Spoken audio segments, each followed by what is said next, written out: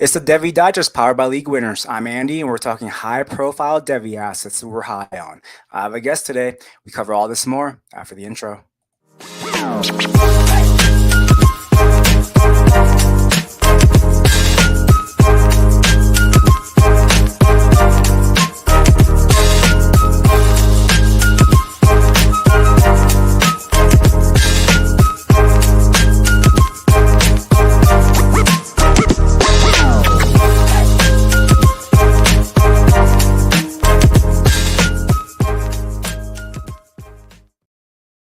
What is going on, everyone? I have a special guest today. I am joined by Chris, aka at FF Chris B. Chris, what's going on, man? Not too much, Andy. Thanks for having me. I'm excited to talk Devy football, man. What's going on with you? Man, same old, same old. I appreciate you hopping on. So let's how did you get into content creation and everything, man? Yeah, well, I always enjoyed fantasy football content, just ingesting it, of course. And then me and four friends had a bright idea that we would jump into the game ourselves. We did that. We got into it about 3/4 of the way of the 2020 season. A couple of us wanted to branch off and take it a little bit more seriously. So the three of us branched off, did our own thing there. And then I decided I wanted to take it a little bit more, try to make it, try to make it a job, try to make a job out of it, like most of us do. And then I put myself out there. I joined U Stadium. U Stadium led me to Fantasy and Frames, which ultimately led me here on the Devy Digest with you, Andy. So I can't complain, man. No complaints. Nice, man. Now, how long have you been in like the little Devy kind of space? Making Devy content, I don't really make too much of it with Fantasy and Frames.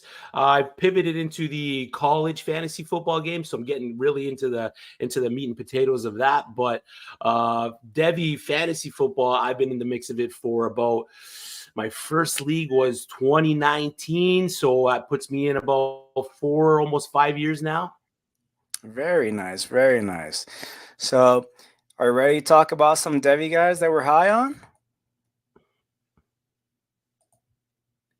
All right, man. Yes, sir. Yes, always ready. Who is the first guy that you want to talk about? Oh, there's so many good Devy prospects out there. This season alone, eating up a bunch of them, especially the quarterbacks. But there's one guy that I am over the moon about.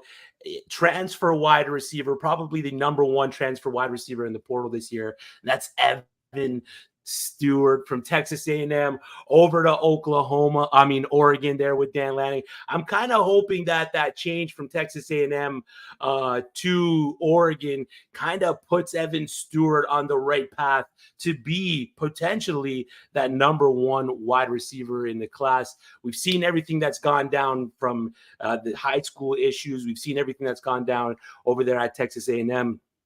LJ Johnson getting removed last year, Chris Marshall getting removed, Evan Stewart dealing with some things there as well. So Texas A&M probably wasn't the best spot for Evan Stewart. So him going to Oregon, completely just concentrating on the game, concentrating on football. They lost Troy Franklin, so there's the ability for him to be that alpha wide receiver for Oregon there. Top 3 ranked offense in yards, total offense, putting up points. They lose Bo Nix, but they get Dylan Gabriel. Dylan Gabriel, as you know, Andy, coming from Oklahoma, has put up some stout numbers, multiple 3,500-yard pass seasons, multiple 35 passing touchdown seasons. So I'm excited for it. He was a standout in his freshman year. Last season, he kind of took a little bit of a step back, was dealing with some injuries, and of course, I think he played with 4 different quarterbacks at A&M last season. Weigman, Max Johnson, who's now at UNC, Jalen Henderson, and even Marcel Reed, I believe, suited up for a game or two. So Evan Stewart, for me, is a guy that in Oregon can really, really elevate his draft stock. Not that it's not elevated as it is. Some see him as the wide receiver 2, wide receiver 3 in the class. Andy, I don't know where you got him. I got Luther Burden just above him, but him going to Oregon, when I seen him enter that transfer portal, my fingers crossed, my crystal ball was Oregon, and I'm over the moon with the landing spot, man. I love that call. Evan Stewart's my wide receiver one. Now that the All right. 24 class has been removed, he was my wide receiver three last year behind Marvin Harrison Jr. and Malik Neighbors. So Evan Stewart, he is my wide receiver one. I personally, he's up there for me. I view him as a top 5 pick next year in the NFL Yep. draft, and for me. I view him when he gets drafted next year. I view him as a tier 1 wide receiver with all those big names, CeeDee Lamb, Puka, Jamar Chase, Justin Jefferson, Marvin Harrison. I view him in that tier 1 level. He is a very good wide receiver, very good body control, just someone that you can build a franchise around. So I do love that call. My first guy that I want to talk about is the guy that I've been hyping for a while, and that is LSU quarterback Garrett Nussmeier. He's been my QB1 for the 2025 class since August of 2023 when I Love went it. on the Campus to Canton, a campus life episode. I love the arm talent. He throws a great deep ball. He's also able to layer his throws.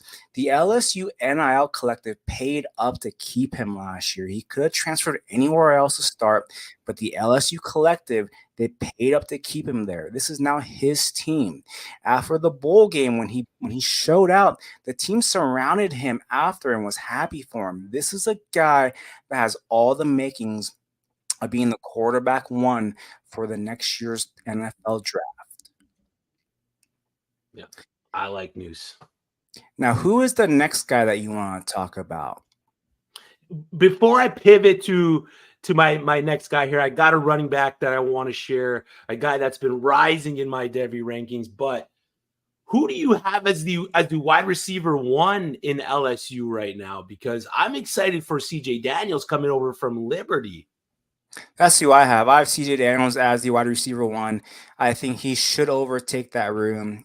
Besides him, I'm not sold on Lacey. Aaron Anderson is someone that I've been high on, but he Yeah. hasn't proven anything in 2 years.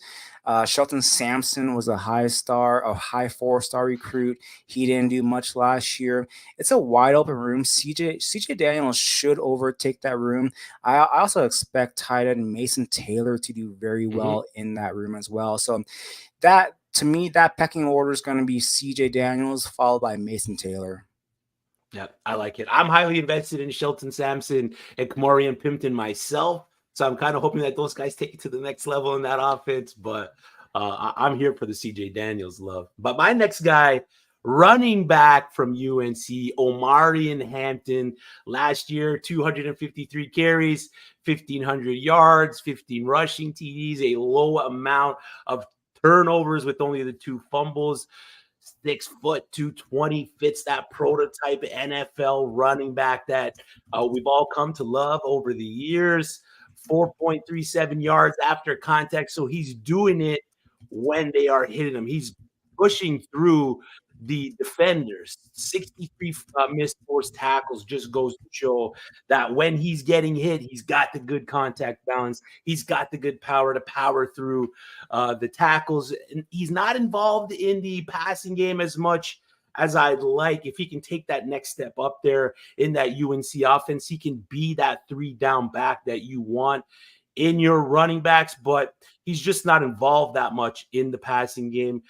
26 receptions, 215 yards, only the 1 receiving TD last year. His average depth of target is negative 1.6 yards. So what that telling me is that he's just being targeted dump offs and screens. But the number that screams out for me in his profile is his yards after the catch. 9.9 yards after the catch. This guy is producing nearly 1 fantasy point per catch. So that is a good number to have when you attach that to his rushing profile and you watch him on tape.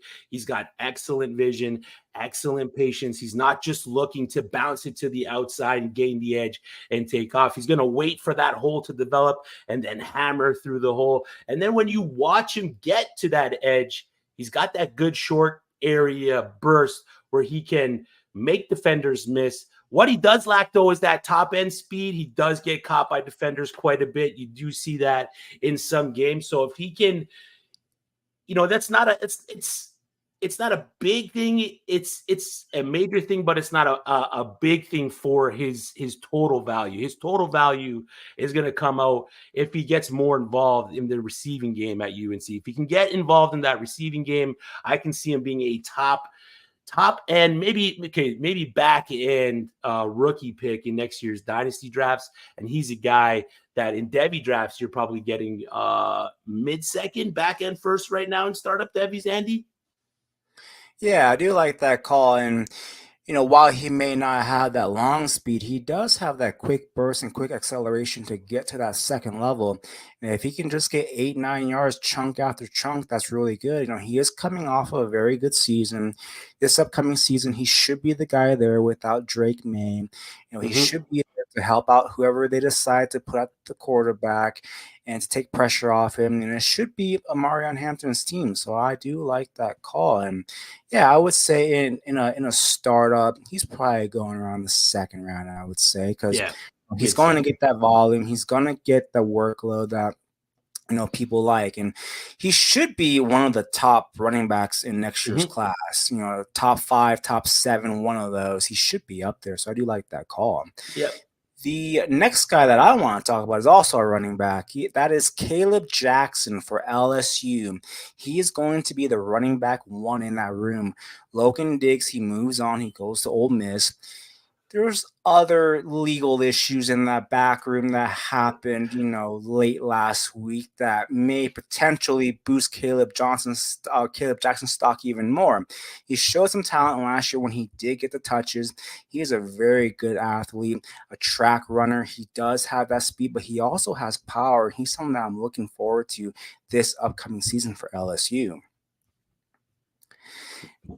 Now, who is the next player that you want to talk about? Well, Andy, who would I be if I came on to your show and didn't talk about your guy, Kevin Casey Concepcion? Who would I be, Andy? I would just be some chump, man. I wouldn't be the guy coming onto your show not talking about Kevin Concepcion. One of your calls last season, and it was a great call. And I got to say, I'm a little upset with the community because I missed out. I'm in this, you might have heard, you might play in it. It's a giant league. It's the program giant C2C league. It's based on recruiting. I missed out on Rick Darius Farmer, on Ray Farmer, man. And I'm upset because as soon as I saw that call, I recruited the hell out of that guy. I said, this is going to be the guy. Andy called Kevin Concepcion last year. I'm going to go after Ray Farmer this year. And I missed out on him. And I'm upset. So, Andy, before you share next year's wide receivers, please, a month or two before, just slip me the information early, all right? You got it.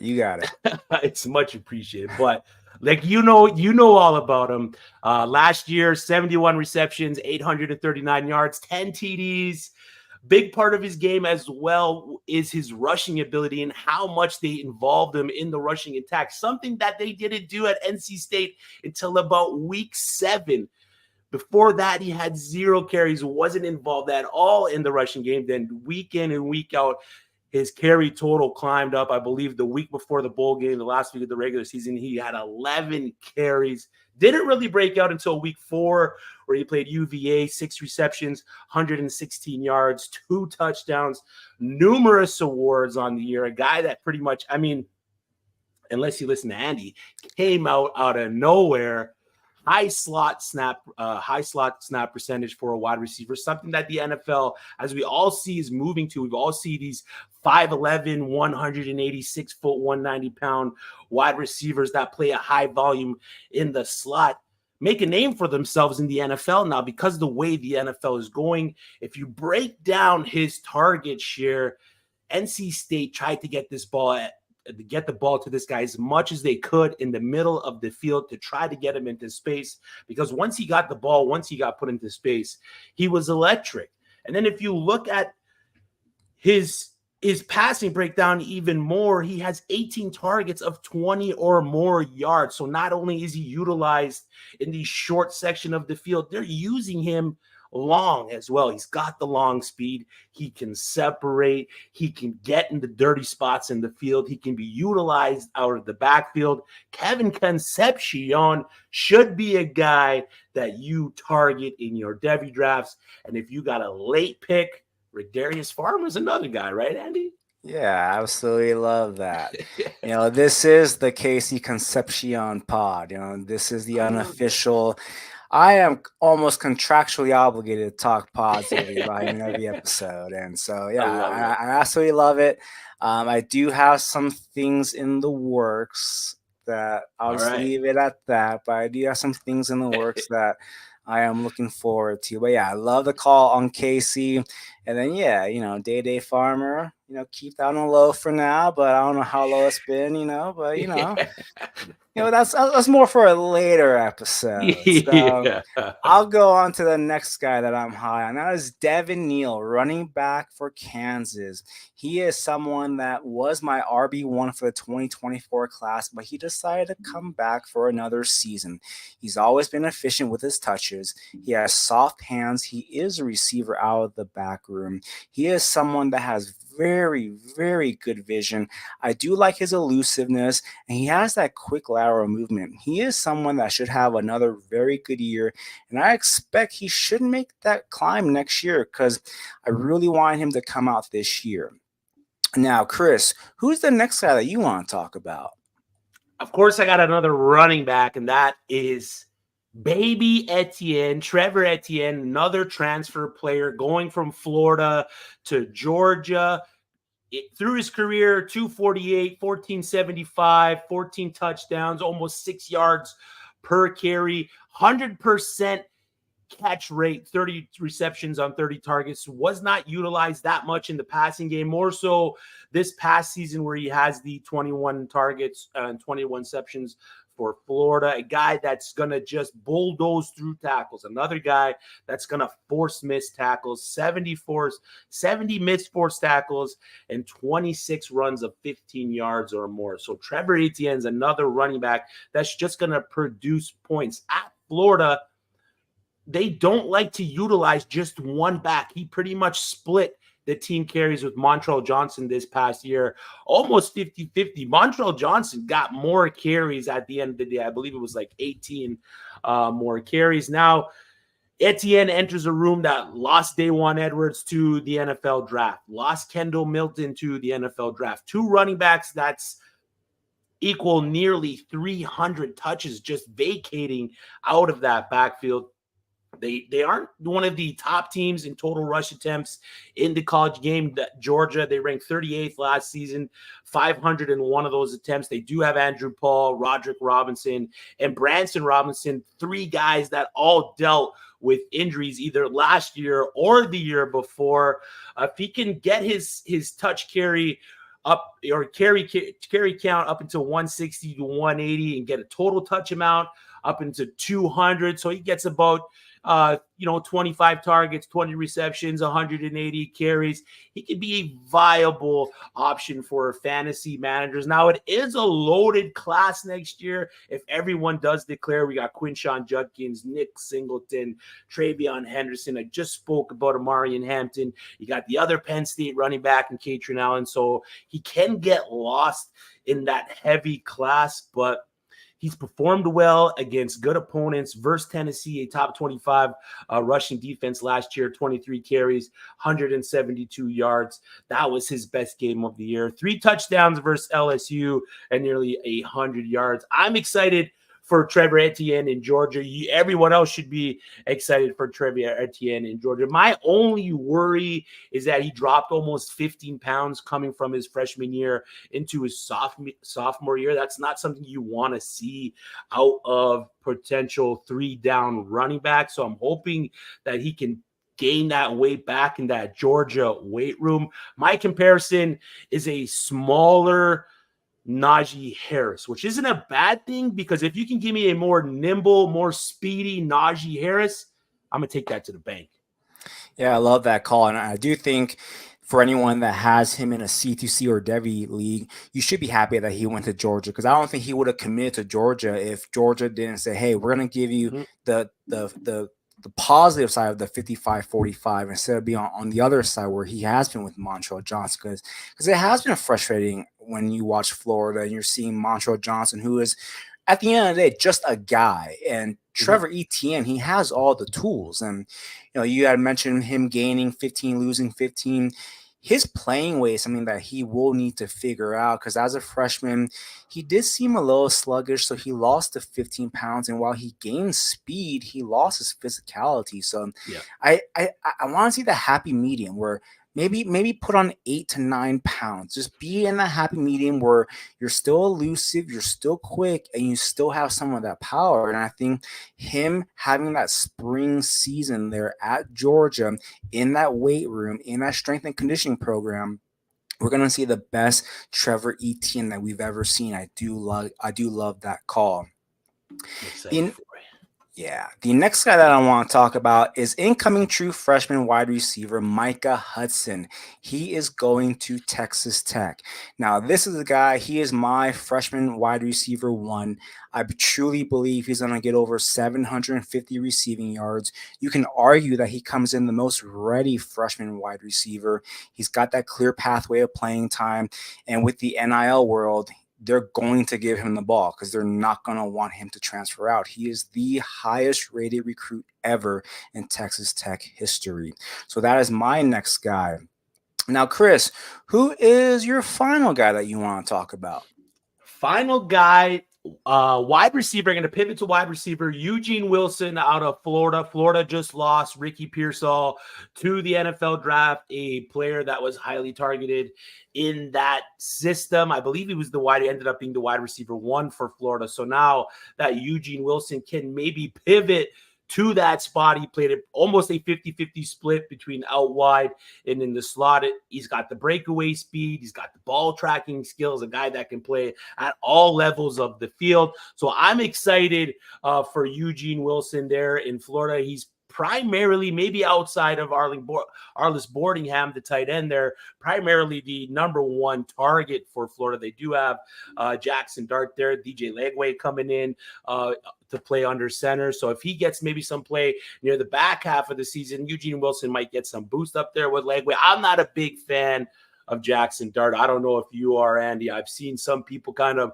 propping him up a little bit there on the X space, but that's not going to be me. You're not going to see any Jackson Dart love for me. So the fact that Eugene Wilson can do it all on all levels of the fields, another guy that's, 6 foot 180, just a speedster. But as like I talked about with Kevin Concepcion there, these wide receivers are the wide receivers that the NFL is favoring, and we're seeing that pattern happen right in front of our eyes. So be the Devy drafter, be the fantasy football manager that gets to jump on these guys maybe a year early so you can draft a Kevin Concepcion, a Eugene Wilson, all the other guys we talked about here in the back half of your Devy drafts in 2023, so you don't have to reach up and get one of these guys in your supplemental drafts in 2024. So always be trying to find the value there. Yeah, absolutely love that call. Eugene Wilson had a great freshman season at Florida. It'll be interesting this year if he will stay in the slot or if they move him Yeah. out wide or what happens. I kind of want to see him. I kind of want to see him move out wide because they do have an incoming true freshman that I like in Dre Hawkins. He's like a All right. 5'9", 170-pound little jitterbug. He is quick. He has multiple gears. So he is someone that I'm excited to see. So I kind of want to see them use Wilson and Hawkins at the same time with Boardingham. So it'll be interesting to see how that breaks out. But I do like that Eugene Wilson call. He was a freshman breakout last year. My last guy that I want to talk about is a tight end, and that is Michigan tight end Colson Loveland. He's my tight end one for the Devy community. He's a former wide receiver, very athletic, good footwork, and good speed. Has that good combination. Now, he should be the leading target earner at Michigan next year, and he is someone that is bulking up, so he's getting into that 240, 245 pound range, which is what you want to see for the NFL. You kind of worry when they get to that 225, 230 that they might be a little too light. That's the only concern that people have with Brock Bowers, is he might be a little too light for the NFL. With Colson Loveland, with a full spring and summer in that weight room, if he can get up to 240, 245, we are golden right there, and he is my tight end one.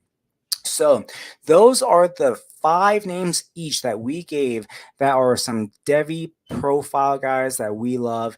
And then here at the Devy Digest, we are at our profile segment. In each episode, we are going to give you a 2024 rookie to get you ready for your NFL draft. We're going to give you a CFF player profile to get you ready for your summer supplemental drafts. And we're going to give you a under the radar freshman player profile. Now, the Devy Digest player of the day today is Wisconsin running back Braylon Allen. He is 6'2", 245 pounds. He's 20 years old, good size and speed combination. He's a physical runner. He shows a receiving profile last year. Now, he does have some negatives to his profile. He's not a very fluid mover. He lacks a short area burst, and he has questionable vision. Some people want to comp him to a Derrick Henry. To me, he's more on the A.J. Dillon side. Now, the CFF player profile of the day is Utah wide receiver Dorian Singer. He is 6 foot, 180 pounds. Now, he broke out in 2022 for Arizona. He transferred to USC for 2023, where he wasn't able to find his footing, and now he transfers to Utah. Quarterback Cam Rising is back, and Singer, by all indication, will be vying for that wide receiver one role with the Utes. The Utes go to the Big 12, where defenses are optional, and Singer had a very balanced route tree. At Arizona, Singer won on all levels, and at Arizona, he lined up in the slot 30% of the time and out wide 70% of the time. Now, the under-the-radar freshman player profile of the day is Texas A&M wide receiver Ashton Bethel-Roman. He is 6 foot, 160 pounds. He is a 4-star in the composite. That's high as wide receiver 27 and as low as wide receiver 62, and averages out to be wide receiver 39. He's my wide receiver 39 for the 2024 freshman class. He initially committed to Arkansas. He then decommitted once the quarterback issue came arise with Taylor Green coming in. Arkansas let him out. He was picked up by Texas A&M, and Texas A&M has a new system in, new coaching staff in, and they went out and they grabbed Bethel-Roman. There's a pathway of playing time, and they do have an unproven room for SEC play. What he does well is he's a good ball tracking skill type of a player. He is best at the vertical routes, and he does have breakaway speed. He is someone that's going to be a deep threat, so he might be one of those field stretching wide receivers. Now, he does need some refinement as a route runner. He's more of that see ball, get ball kind of an athlete, but he is someone that in Devy drafts, you're probably not taking, but in C2C supplemental drafts, you're probably looking at him probably in the back third of the draft. Now, those are our player profiles of the day. And Chris, I appreciate you hopping on. I appreciate you giving me 5 Devy guys that I need to know about and 5 Devy guys that the watchers need to know about. Now, Chris, where can people find you on X? What are you currently working on? What you got brewing up? What's going on behind the scenes, man? Yeah, thanks for having me. First and foremost, Andy, I appreciate you having me on your show here and talking Devy fantasy football, one of my first loves in fantasy football. Of course, you can find me at FF Chris B on the X machine. All my work's over at Fantasy and Frames, fantasyandframes.com. Every Wednesday, I'm with Rhett Manuel and Drew Scott on Fourth and Frames. Next week, I believe we got a February rookie mock rolling. And then every second Monday with Mike Haas, we started our CFF show, One Foot Down, where we talk everything college fantasy football. And just honorable mention for your college fantasy profile there. I love the guy you picked in Singer. He got kind of put in a bad position last year in that loaded room at USC. But Jeremy Bernard is just a guy that I love in that Alabama offense. DeBoer's guy from his recruiting time. He was recruited to Washington. Then he went over to Michigan State, went back to Washington. Another guy that was behind Odunze, Polk, McMillan, still earned playing time, still earned field time. If he can be utilized as that slot wide receiver, and we've seen the slot wide receivers just dominate in that DeBoer offense, Bernard could be a Devy asset that you pick back end of your Devy drafts, or he could be that CFF asset that you pick in the back end of your CFF drafts that just produce fantasy points. So for me, Jeremy Bernard is a guy that I'm targeting everywhere. Love that call, and I do like Jeremy Bernard. He is someone that I've always thought highly of. My comp for him is a juiced up Curtis Samuel. He does all the things that Curtis Samuel does. Prime Curtis Samuel, not what you see now, but prime Curtis Samuel. Yeah, he is someone that can do that. And out of Alabama, I am excited to see what they do this year. Now, if you've enjoyed this content and what I have to offer, this is my schedule for pretty much every week. You can find my audio and video shows every Sunday and Wednesday with the Devy Digest Show, powered by League Winners. They air on Spotify and Apple every Monday and Thursday. On Fridays, myself, Nino Brown, and S.C. Romero, we do the Future Phenoms through League Winners. Every Tuesday, we do Welcome to the Big House through the CFB Nation. They air on Spotify and Apple a couple of days later.